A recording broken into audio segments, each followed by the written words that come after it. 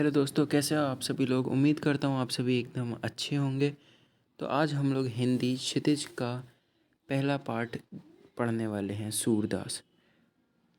और उसका पहला पद आज हम लोग इस वीडियो में देखेंगे। ऊधो तुम तो अति बड़ भागी, अपरस रहत स्नेह तगाते, नाहिन मन अनुरागी।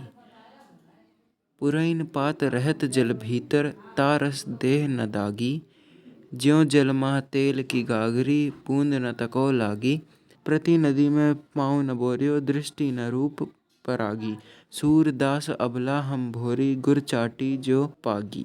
इस पद में क्या कहा जा रहा है, आइए जानते हैं। उद्धव पर व्यंग करती हुई गोपियाँ कहती हैं कि तुम बहुत ही भाग्यशाली हो। मतलब उद्धव से जो गोपियाँ हैं वो कहती हैं कि तुम बहुत भाग्यशाली हो, तुम स्नेह के धागे से बंधे हो फिर भी उससे अनुरक्त नहीं हुए, अर्थात तुम कभी स्नेह के बंधन से नहीं बंधे, इसलिए तुम हमारी विरह की वेदना को नहीं समझते। इसलिए हम निर्गुण भक्ति का संदेश देने आए हैं, किंतु तुम्हारे संदेश का हम पर कोई प्रभाव नहीं पड़ेगा। जिस प्रकार कमल का पत्ता जल के अंदर रहता है, मतलब वो उद्धव से कहना चाह रही हैं कि जिस प्रकार कमल का पत्ता जल के अंदर रहता है लेकिन जल का दाग भी नहीं पड़ता उस पर, और जिस प्रकार अगर हम लोग एक घड़े को तेल में डुबा करके और उसे जल में डाल दें तो उस पर एक बूंद भी जल की नहीं लगेगी, उस प्रकार से तुम्हारे द्वारा दिए गए निर्गुण भक्ति के उपदेशों का हम पर तनिक भी प्रभाव नहीं पड़ेगा, क्योंकि हम सभी कृष्ण प्रेम में इतने लीन हैं कि उस पर तुम्हारे उपदेश कोई प्रभाव नहीं कर सकते।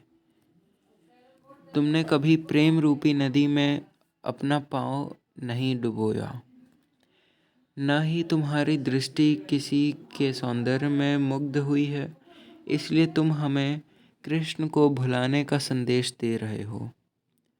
अगर तुमने कभी किसी से प्रेम किया तो तुम कृष्ण प्रेम को छोड़कर योग यानी निर्गुण साधना को अपनाने का संदेश नहीं लाते।